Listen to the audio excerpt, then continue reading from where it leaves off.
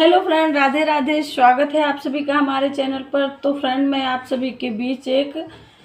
बहुत प्यारा हवन गीत सुनाने जा रही हूँ। आज अष्टमी है, बहुत सारे लोग आज हवन करेंगे, इसीलिए आज हवन गीत सुनाने जा रही हूँ। सुनना, जैसा भी लगे कमेंट में जरूर बताना। उगते सूरज वाया जोर भैले बाये जी, उगते सूरज वाया जोर भैले बा, पंडित हवन करावा बड़ी देर भैले बा, पंडित हवन करावा बड़ी देर भैले बा, उगते सूरज वाया जोर भैले बा, पंडित हवन करावा बड़ी देर भैले बा, पंडित हवन करावा बड़ी देर भैले बा। वही रे हवानिया में ब्रह्मा जी आए, वही रे हवानिया में ब्रह्मा जी आए, ब्रह्मा जी आए संग विष्णु को लाए, ब्रह्मा जी आए संग विष्णु को लाए, लक्ष्मी जी के आओ तैया जोर भैले बा, लक्ष्मी जी के आओ तैया जोर भैले बा, पंडित हवन करावा बड़ी देर भैले बा, पंडित हवन करावा बड़ी देर भैले बा, उगते सूरज वाया जोर भैले बा, पंडित हवन करावा बड़ी देर भैले बा, पंडित हवन करावा बड़ी देर भैले बा। वही रे हवानिया में शंकर जी आए, वही रे हवानिया में शंकर जी आए,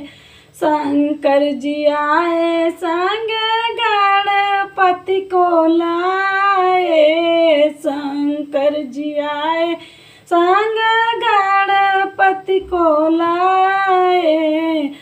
गौरा जी के आऊ तैया जोर भैले बा, गौरा जी के आऊ तैया जोर भैले बा, पंडित हवन करावा बड़ी देर भैले बा, पंडित हवन करावा बड़ी देर भैले बा, उगते सूरज वाया जोर भैले बा, पंडित हवन करावा बड़ी देर भैले बा, पंडित हवन करावा बड़ी देर भैले बा, वही रे हवानिया में रामा जी आए, राम जी आए संग लक्ष्मण को लाए, एही रे हवानिया में राम जी आए, राम जी आए संग लक्ष्मण को लाए, सीता जी के आवतैया जोर भैले बा, सीता जी के आवे से जोर भैले बा, पंडित हवन करावा बड़ी देर भैले बा, पंडित हवन का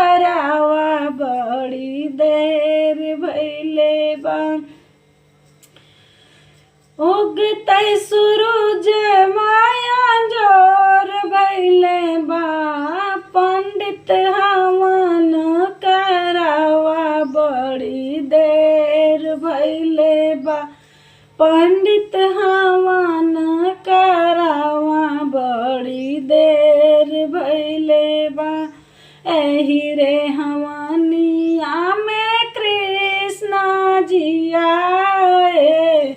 कृष्ण जी आए संग बलदाऊ भी आए, कृष्ण जी आए संग बलदाऊ को लाए। राधा जी के आवे से जोर भैले बा, राधा जी के आवे से जोर भैले बा।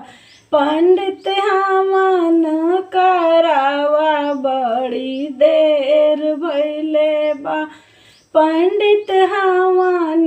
करावा बड़ी देर भैले बा। उगतै सूरज वाया जोर भैले बा, पंडित हमन करावा बड़ी देर भैले बा।